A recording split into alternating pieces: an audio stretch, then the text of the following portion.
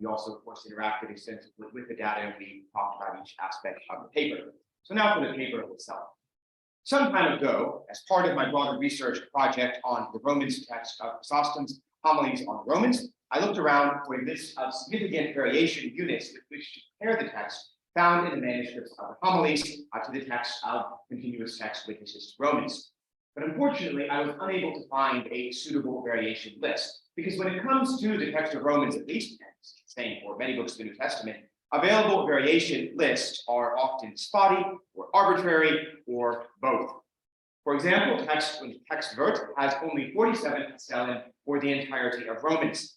The first castellan isn't found until Romans 3:12, and there are only 8 castellan in the entirety of the first 7 chapters. Most of them occur in the last couple chapters. Furthermore, a good number of the variation units that are present affect only a tiny handful of New Testament witnesses, in some cases as few as 3 witnesses, and thus aren't really helpful when it comes to analyzing any manuscripts that aren't closely related to those witnesses. So if it's not related to P46, 03, or 010, or 12, then you're out of luck.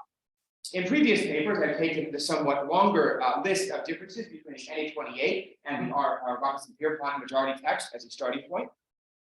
Depending on how tight you set the criteria regarding orthographica, then there are around 200 or so of these variations. And yet, while this casts a slightly larger net, this is still a rather arbitrary selection of readings. Many of them are actually editorial decisions, like the difference between al and Allah, and those decisions in those editions aren't necessarily even based on manuscript considerations at all, but on spelling preferences of the editors. And so they're not helpful in categorizing manuscripts of the New Testament. And furthermore, some readings in the NA28 take support, again, of only a very few manuscripts. And so that means that many readings that are very widespread in the textual tradition are found in neither edition, and in some cases, not found in the apparatus of either edition either. So there are 3 primary goals for this paper. First, we aim in conjunction with Rob and I's broader research projects to take steps towards remedying the lack of an adequate variation list for Romans. So that was the overall goal that we set out for, that I set out to tackle with this. And second, while we'll not be providing the full data set behind this variation list, we will demonstrate how we've used it to create some phylogenetic trees for Romans. And third, we'll use this variation list to provide insight into the role of Catenae manuscripts in the transmission of Romans, considering both the influence of Chrysostom's homilies on the text found in such manuscripts and the potential influence of Catenae manuscripts on non-Catenae manuscripts. And so we put together this variation list, and then we're going to do 2 things with it to sort of demonstrate as a proof of concept of how it might prove useful. Now, these are all massive topics, and we'll have to be extremely selective on each of them. And so this is intended as an initial sort of discussion and generating stab that we hope to put to use in furthering our own and other student research to create some tools that we think will be more broadly beneficial. So first, the variation list. In order to be suitable for our purposes, the variation list needs to meet the following criteria. First, it needs to be extensive, adequately covering the patterns of variation in each chapter of Romans. And particularly for the first half of Romans, as I mentioned, the data from text work is simply not sufficient, however well selected it might be. Second, it needs to be more objective than anything that's currently available. And while pure objectivity is, of course, impossible, what is needed is a list that focuses on the variation units that have actually left a ripple in the textual tradition as a whole, because when we're trying to place a group of manuscripts with other manuscripts, we're not just interested in how close it is to the initial text. You're interested in what manuscripts it is close to, and so you need to have the patterns that have left a ripple in the textual tradition across the full course of its history. So in attempting to put together such a list, the IGNTP transcriptions are truly a game changer, because for the first time, they enable the comparison of a large number of witnesses at every point in the text, not just those locations that previous generations of scholars have decided are interesting. And while the particular witnesses have been selected on the basis of the TUT data, which does pose some limitations, they still form the largest collection of full text transcriptions of Romans that has ever been assembled. And I should note, while 6 additional transcriptions were released 2 weeks ago, it was not possible to incorporate them into the research of this paper, which has been ongoing since January. And so everything I say, unless I say otherwise, is based on the 158 transcriptions that were released in November of last year. So the first step in establishing our variation list was to use Rob's Codex software package to produce an initial alignment of the first hand of each of these witnesses, ignoring correctors for the sake of simplicity. So first, there's an alignment of Romans, a rough computerized alignment of all of these witnesses. The second step was to filter these alignments based on their entropy level. Now, entropy is a concept from information theory that identifies places of high disorder within information systems. So, for example, a variation unit where you have nearly all the witnesses agree and you have a singular reading and maybe another singular reading, that's a very low entropy location. A place where you have half the readings read this and half the readings read that, that's a very high entropy location. And of course, if you've got a third of the witnesses read this, a third read this, and a third read this, that's even higher on the entropy scale. And so Rob developed an entropy filter that enabled very low entropy locations to be ignored automatically. So that was the second step, was to do this, apply this entropy filter. And the third step was to manually go through each of the thousands of remaining column alignments, sifting out false positives resulting from mistaken alignments on the part of the software. We furthermore ignored all places of graphic variation, all criticisms, all consonant duplications or simplification, all elision, et cetera, et cetera. There's a published version of this paper. You'll get all the details there. As a working cutoff, I sought to locate all those places of textual variation where at least 10 witnesses agree in differing from the rest of the tradition. So that's how the locations were selected. And while any such number is somewhat arbitrary, this seemed a reasonable threshold for identifying the variation units that had actually left a significant ripple in the textual tradition as a whole. As a further note, variation units that were clearly a part of lectionary adaptions. So you have these variation units where it's different at the beginning of a lection. If that just turned up in the lectionaries, that was ignored because that's just part of the lectionary context, unless that same variation was also found in 10 or more non-lectionary witnesses. Overlapping omissions that seem to be separate in origin were treated as separate in terms of counting whether or not the variation unit reached the threshold needed for inclusion. And in cases of minor additions or omissions, witnesses with longer omissions were ignored in those locations. That was the third step. The fourth step was to work through this list a second time, breaking each variation unit up into numbered readings and determining which readings should be seen as subvariants of those numbered readings. And so when finished, this produced a list of 370 variation units, filling around 250 pages of textual data. So independently creating these variation units, I cross-referenced them with the TUT list. 33 of the 47 TUT readings also occurred in my list. 14 turned out not to be included, mostly because of their low support among exit witnesses. As I noted earlier, some of the variation units chosen for the TUT only show up in 3 witnesses out of the several hundred that were collated for TUT. So this concluded the production of the variation list. We then used this list to accomplish 2 tasks of analysis: producing phylogenetic trees of the history of Romans and considering the role of Catenae in that transmission. I think I need the trees first. Yes. So the witnesses supporting each numbered reading were first mapped onto a spreadsheet, and then we set an A-text for each variation unit. And since we wanted to avoid giving too much weight to the decisions of any specific editorial team, we considered the A-text to be extant only at those places where the NA28, the SVL-GNT, and the TH-GNT all agree, and the NA28 doesn't have brackets. So where all 3 of the most recent editions of the Greek New Testament have the same reading, we said, there we have an A-text. Where they differed, we left it out, and so that lessens the influence of particular editorial decisions. And so we converted the textual data into a digital apparatus encoded in TEI XML, and this TEI file was then converted to input files for various phylogenetic software packages using TyPy, which was written by Joey McCollum and Rob. And so for the purpose of the phylogenetic analysis, we filtered out the 23 fragmentary witnesses that were present in fewer than 50 of our 370 variation units, and that left 135 witnesses plus our A-text. So using this data, we generated 4 phylogenetic trees using 3 different analysis programs.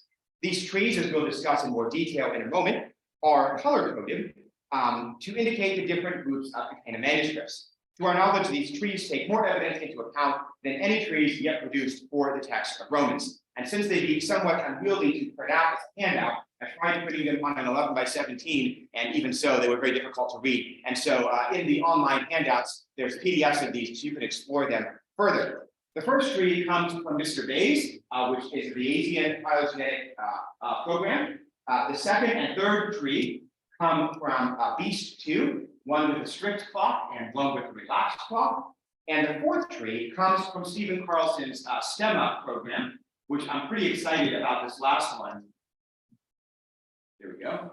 Because it has this network. And one of the things about Stephen's software is that it allows for contamination and multiple ancestors, which is really a useful thing. And Rob did some custom coding to get this nice graphical output, which I think is going to prove really useful for examining the textual tradition of Romans, and this can be used for other purposes as well. For technical reasons relating to the coding of STEMMA, 6 additional incomplete witnesses were filtered out, leaving a total of 129 for this tree. So there's a couple witnesses that don't show up on this one that are on the others. Unlike the other, let's see, I already said that, okay. So this brings us to the way that all of this data can help us to consider the role of the catena in the transmission of Romans. So we started and we produced this, this database of high entropy variation units. And then we use it to do 2 things. One, to produce these trees, which can be explored further. And I'm excited about some of the ways that this can be used. And the other thing that we looked at is, of these high entropy variation units, what are the ones that are relevant for the study of the catena? The IGNTP transcriptions include a number of catena manuscripts. In fact, 40 of the 158 witnesses that were available to us as we were constructing this paper are classified as some sort of catena witness, or just over 25%. I should note that I'm using the term catena in a more maximalist sense to include all of the manuscripts with commentary that are indicated as such in the online version of the catalog, which of course includes single author commentaries and some unique scholia collections like the one found in 1739 that shows up on the online catalog, but not in the printed edition. As a working threshold, I identified the variation units with readings for which more than 50% of the support came from catena. To be clear, these are not readings that are supported by 50% of the catena. They're readings that have 50% of their support from catena manuscripts. So if 25% of the manuscripts are catena, and then you have double that baseline, then that's a reading that you should look more closely at. Using Parkolov's useful catalog of catena in conjunction with the data on finities, I classified these catena manuscripts based on type. So you have 2 manuscripts color-coded as red in the trees and spreadsheet, contain commentary from John of Damascus, which we heard about from David. 1 color-coded is green, contains the C161 catena. 2 color-coded is light blue, contain the C165A catena. 2 color-coded is purple, contain the C165E catena. However, no less than 24 witnesses, or 15% of the total number selected for the ECM, or of that 158 that I had access to, contain Theophilas commentary, classed as C167. Now, one of these witnesses is a bit puzzling. GA103 is classed both as containing Theophilas commentary and as an example of C165A. And among the IGNTP transcriptions, it is, according to the digital version of the catena catalog, the only Theophilas commentary in a frame catena format. So all the others are alternating. This is a frame catena, and it has a very interesting text. However, while the text is more contaminated than the other witnesses, as can be seen explicitly in the stemma tree, the phylogenetic stemma consistently places it with the other witnesses to Theophilact. You'll be able to see that if you examine the PDF closely. And though this needs further examination, therefore we classed it with the other C167 witnesses for the purposes of this paper. 3 color-coded is dark blue, contain extracts from Chrysostom's homilies on Romans. And I should note that GA 2006, which is one of the 6 manuscripts that was added in the most recent batch, is in fact a manuscript of the unabbreviated homilies on Romans. It's an incomplete manuscript, and it's the only manuscript of the 38 manuscripts that gets a GA number, and so it gets included, but it is actually a copy of Chrysostom's homilies on Romans. And finally, we have 1739. So there are 17 locations with readings that are unique to catena, and so I have 2 handouts. The first is not quite as colorful and has some, so it's the shorter one, and that has unique catena readings. So there are 17 locations of those 370, those places that have 10 or more witnesses that disagree from all the others. So there are 17 locations with readings unique to catena among the collated witnesses of Romans. 16 of these 17 witnesses are unique to the C167 group, with the final reading supported by the C167 group and 1 additional witness from the John of Damascus commentary. Since the C167 group is the only catena type that has more than 10 witnesses, it's possible that the catena groups that are less well represented, such as some of the other commentaries, it's possible that they have an equal number of unique readings, but this would require the use of a different sort of analysis tool since there's fewer than 10 of each of the other categories. And that would be best accomplished in a future paper. Then you have a second handout on the majority container readings. There are 59 additional locations. So there's 17 that are found only in the container. There's 59 that are found that have the majority of their support from container manuscript. In the time that remains, I want to zero in on this C167 group because it illustrates some interesting things. Looking both at it as a potential source for some of the distinctive readings in this group, and also non-catena witnesses that have potentially been affected by the readings of it. So we've got this group of C167 catena that have, or commentaries, however you want to classify it, that has a distinctive text. And I want to look both at what's the source of that distinctive text leading into it, but then also see some of the ways that the text of the C167 group has influenced potentially at least one and maybe some other non-catena witnesses. So to begin with, there are the 16 readings, as mentioned, among the 158 transcriptions that are found only in C167 manuscripts. That's in the first handout. And as you can see in that handout, while all 16 of these readings are found in the majority of the C167 manuscripts that are extant at that location, none of these unique readings is found in all C167 manuscripts. And so what you have here is you have these readings that are characteristic of this group, they're unique to this group, but there's not one of these readings that's found in every single witness to this group. And yet, there's not one witness to this group that doesn't have at least one of these readings. In 15 locations, a small handful of the witnesses has been altered to a reading found in the apex, and in 3 locations, there's a third reading. At the same time, all of the non-fragmentary witnesses to the C167 commentary do contain some of these unique readings, including GA103. It's therefore overwhelmingly likely that, at least in most cases, the departure from these unique readings is the result of outside discrimination, and that these unique readings were found in the original text of Theophilus' commentary. In other words, this commentary has a distinctive text. The C167 manuscripts are best seen not as an independent textual witness that just happens to share the same commentary, so we shouldn't think of these as New Testament manuscripts that just happen to have Theophilus' commentary added to them, but rather as witnesses to the text of a particular commentary. Yet while these readings are unique to Theophilus' commentary within the IGNTP transcriptions, so there's no other witnesses among these transcriptions that have these readings are not, in fact, unique, all of them, to Theophilus' commentary.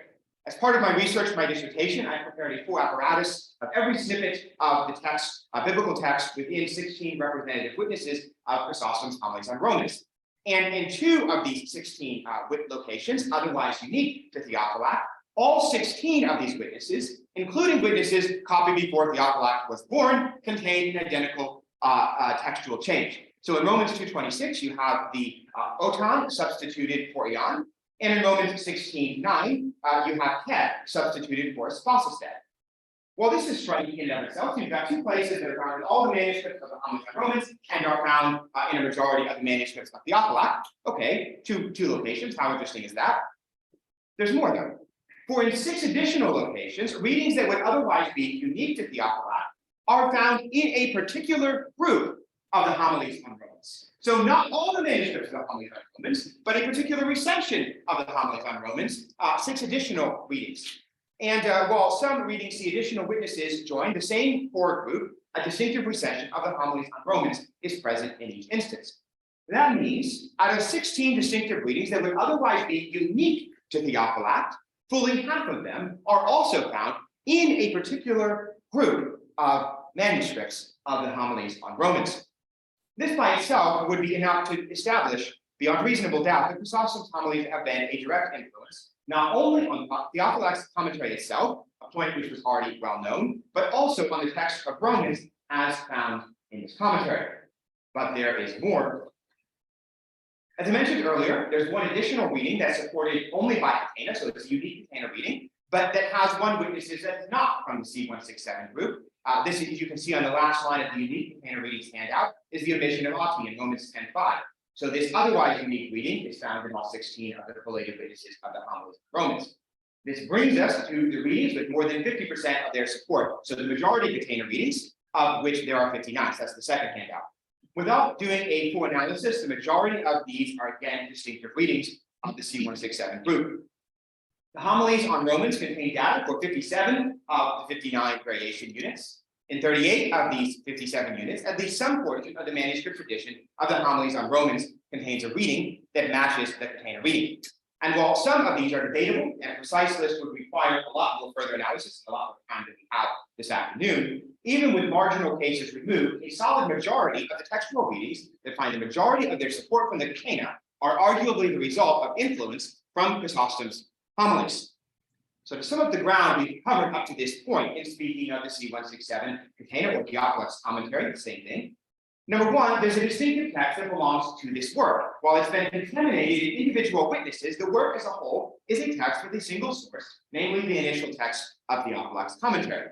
Number two, Theophylact's commentary has been significantly influenced, not only in exegetical perspective, which was already well known, but also in the case of the form of the text of Romans that it carries, by a particular edition or recension of the homilies on Romans. And I should note that these witnesses aren't present in any printed edition of Chrysostom's homilies on Romans, so you'd have to look at the manuscript edition of the homilies to see how these interface. So it's manuscripts that affect manuscripts. They didn't have our modern printed editions back then to be influenced by. They're affected by the readings found in particular groups of manuscripts.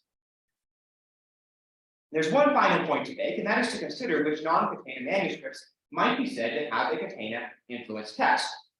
Taking the list of majority Catena readings as a whole, there are 86 different non-Catena witnesses that are present in at least one instance in a majority Catena reading. And I should add that some of these places, you'll have a reading that's an initial text reading, present in only a handful of witnesses, that's also found in Catena. So it is indeed the case that Catena manuscripts can transmit very early readings.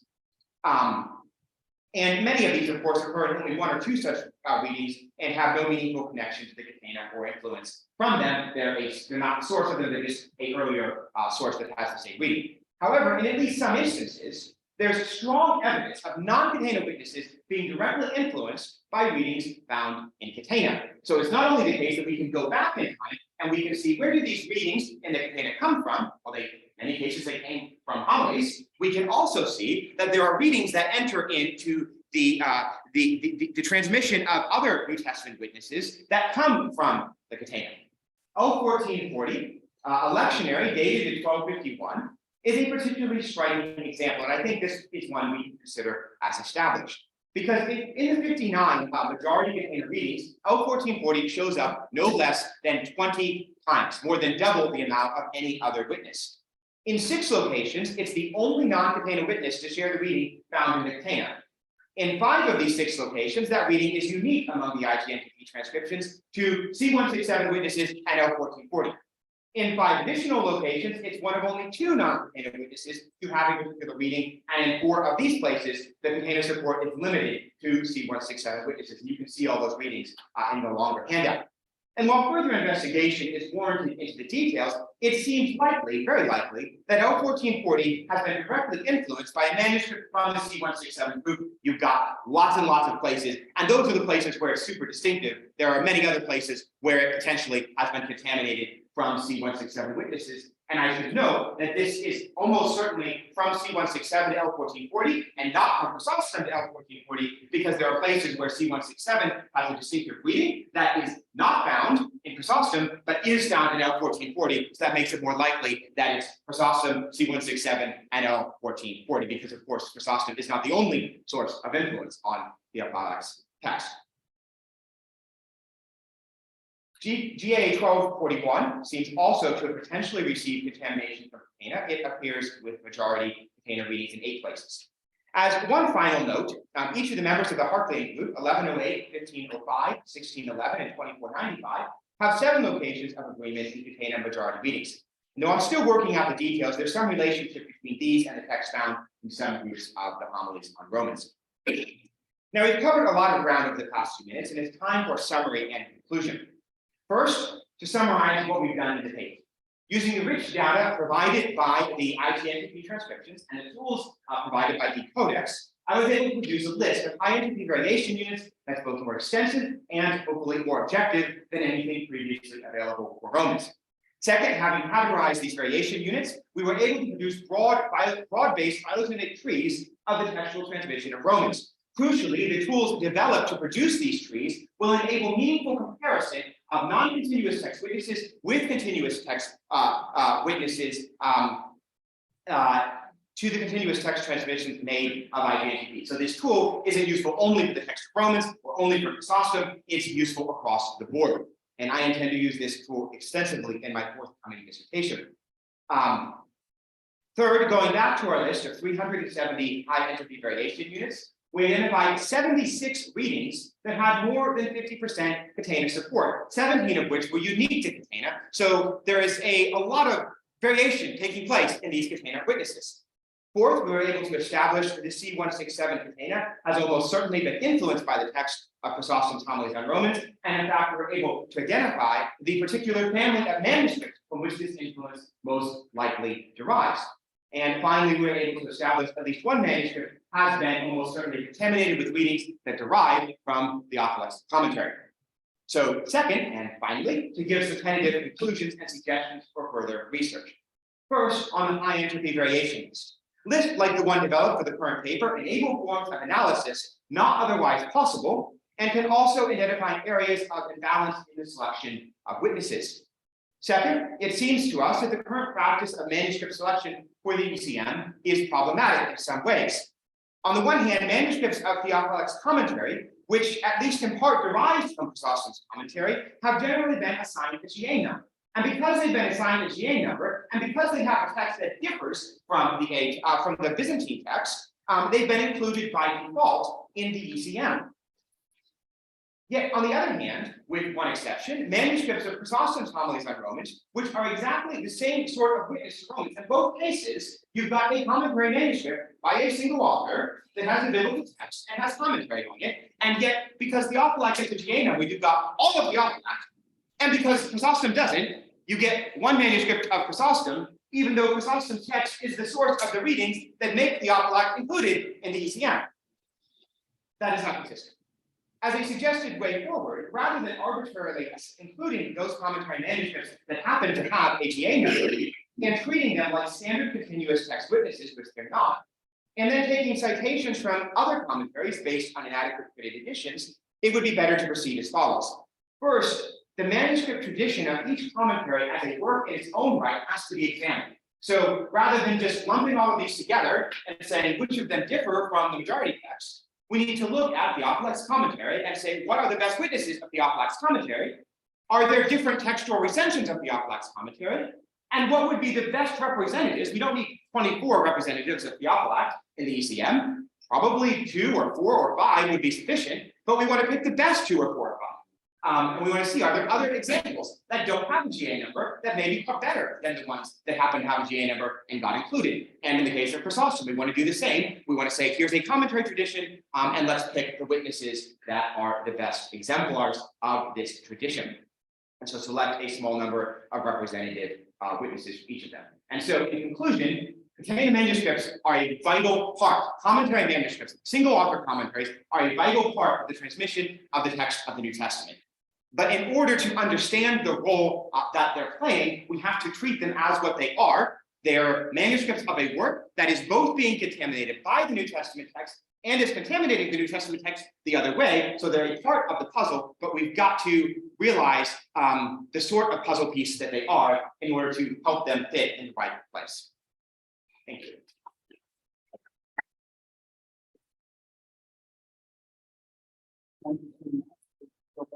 Presentation. Maybe we've got time for, even though it's 3 p.m., so is somebody that wants to ask one question to Peter before the tea break? Otherwise, we can go to the tea break and ask privately to Peter. Yeah. Are there other authors you would place the same weight upon as the 2 you've identified here? Will this be replicated, do you think, with other important single commentators? Well, Chrysostom is the source for every Greek language commentary on Romans. So that's like he's like in the Assyria, like in his very helpful paper, Chrysostom's the foundation. And so really working with Chrysostom is going to help us not just with Theophylact, but also with John of Damascus. I had a really interesting conversation with David about maybe he's so close to the initial text because there's a group of Chrysostom homilies that have been edited back towards the initial text. If John of Damascus got that, then he appeared to agree with the initial text, but it would be a secondary development even within Chrysostom that he's appropriating. And so there's some really interesting things when you start looking at the details. I guess that was the one question. So another round of applause for the event.